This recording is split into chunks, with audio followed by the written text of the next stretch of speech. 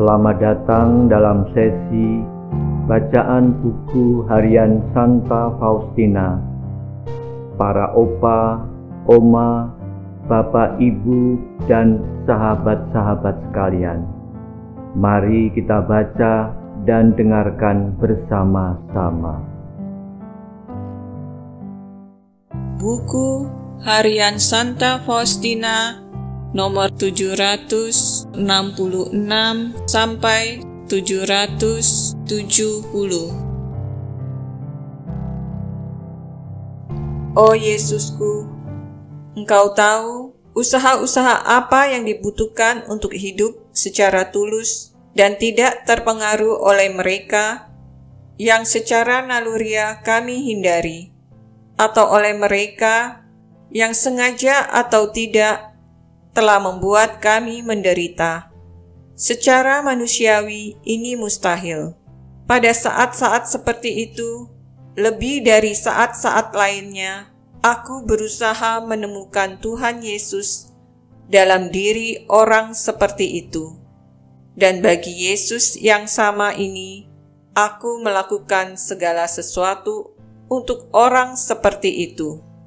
Dalam tindakan-tindakan seperti itu, kasih menjadi murni, dan praktek kasih seperti itu memberi jiwa ketahanan serta kekuatan.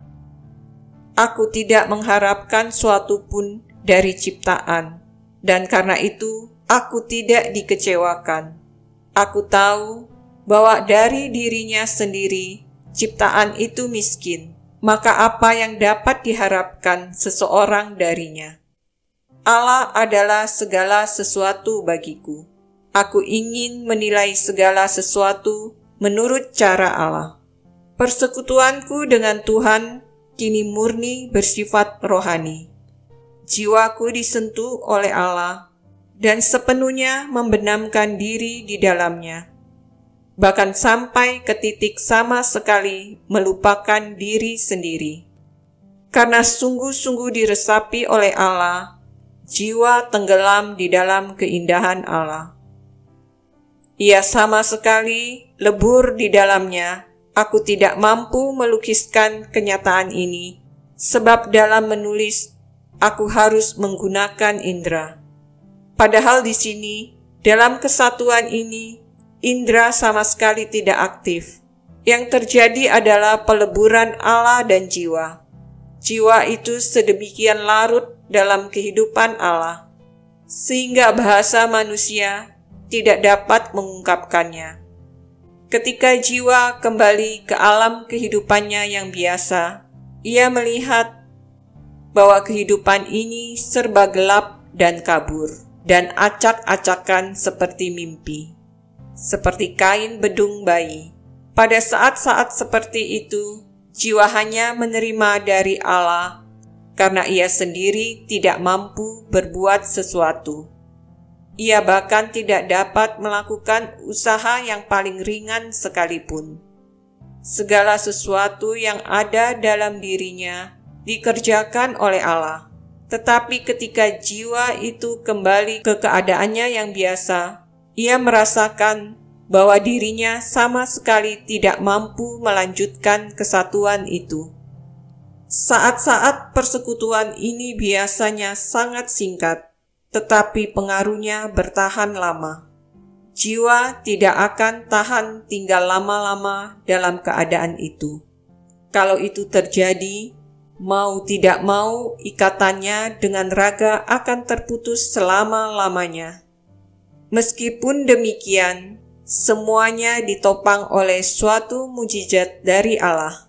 Allah mengizinkan jiwa itu mengenal secara jelas betapa besar cintanya kepada jiwa, seolah-olah jiwa itu adalah satu-satunya yang membuat ia begitu bersuka cita. Jiwa itu menyadari hal ini dengan amat jelas dan tanpa suatu selubung. Ia bersatu dengan Allah dengan segenap kekuatannya. Tetapi ia merasa seperti seorang bayi. Ia tahu bahwa semua ini ada di luar kekuasaannya. Oleh karena itu, Allah turun kepada jiwa dan menyatukan jiwa itu dengan dirinya dengan cara, di sini aku terpaksa diam karena aku tidak dapat melukiskan apa yang dialami oleh jiwa itu. Adalah hal yang aneh bahwa meskipun jiwa yang mengalami kesatuan dengan Allah ini tidak dapat menemukan kata-kata dan ungkapan yang memadai untuk melukiskannya.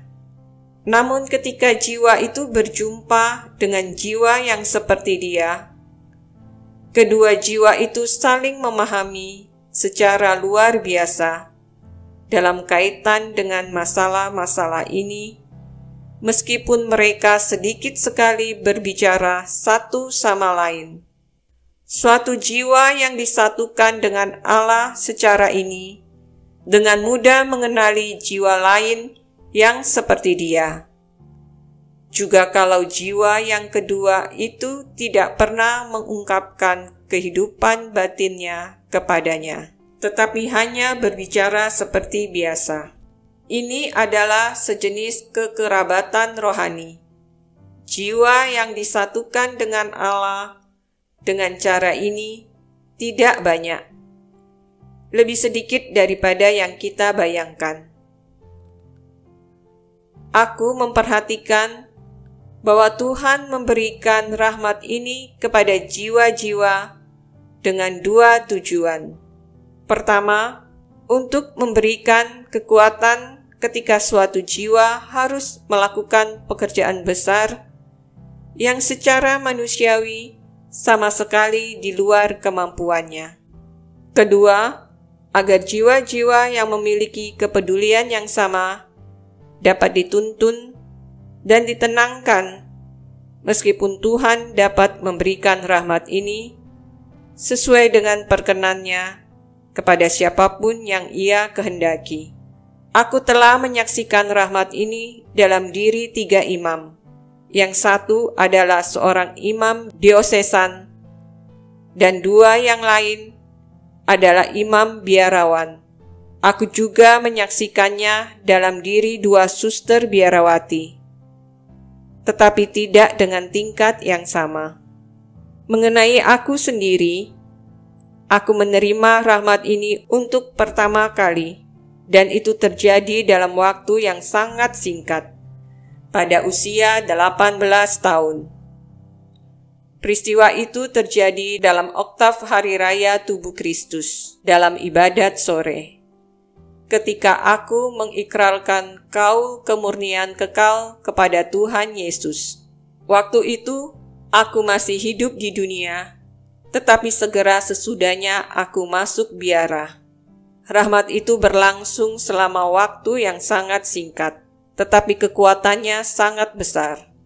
Sesudah penerimaan rahmat ini, ada selang waktu yang panjang sekali. Memang benar, dalam selang waktu itu, aku menerima banyak rahmat dari Tuhan. Tetapi rahmat itu berbeda. Masa itu adalah masa pencobaan dan pemurnian. Pencobaan-pencobaan itu begitu menyakitkan, sehingga jiwaku merasa seolah-olah ditinggalkan sama sekali oleh Allah dan tenggelam dalam kegelapan besar. Aku menjadi sadar dan mengerti bahwa tidak seorang pun akan mampu mengeluarkan aku dari siksaan-siksaan itu, bahkan tidak mampu memahami aku. Ada 2 peristiwa ketika jiwaku hanyut dalam keputusasaan. Yang pertama, selama setengah jam, dan yang kedua, selama 3/4 jam. Sebagaimana aku tidak mampu melukiskan besarnya rahmat, demikian juga aku tidak mampu melukiskan siksaan yang dikirim Allah itu. Kata apapun yang mungkin aku gunakan, semua itu hanyalah bayangan kabur dari realitasnya.